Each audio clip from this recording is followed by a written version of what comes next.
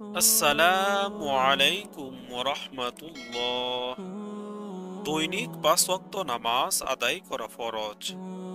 ফরজের পাশাপাশি প্রত্যেক ওয়াক্তেই ওয়াজিব, সুন্নাত এবং নফল নামাজ রয়েছে।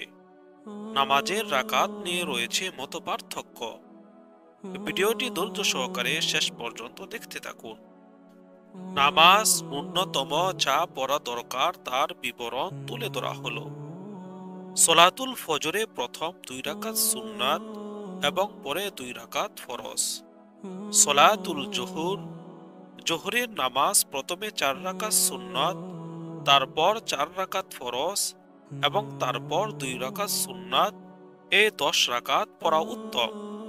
কেউ কেউ সর্বশেষ 2 রাকাত নফল নামাজও পড়ে। হিসেবে জোহরের নামাজ 12 রাকাত আদায় করা হয়। সলাতুল আসরের নামাজ 4 রাকাত পড়া ফরজ। কেউ কেউ ফরজের পূর্বে 4 রাকাত সুন্নাত নামাজ পড়ে থাকে।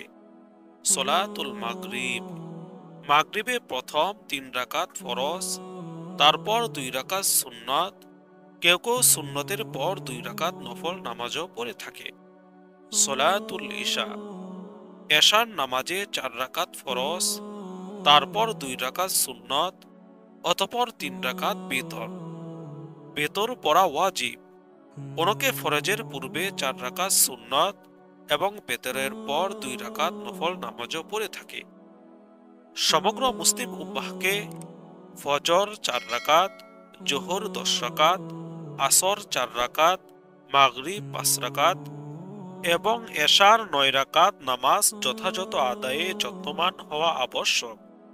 পাশাপাশি প্রত্যেক ওয়াক্তের আগে পরের সুন্নাত ও নফল নামাজ আদায় করার তৌফিক দান করুন।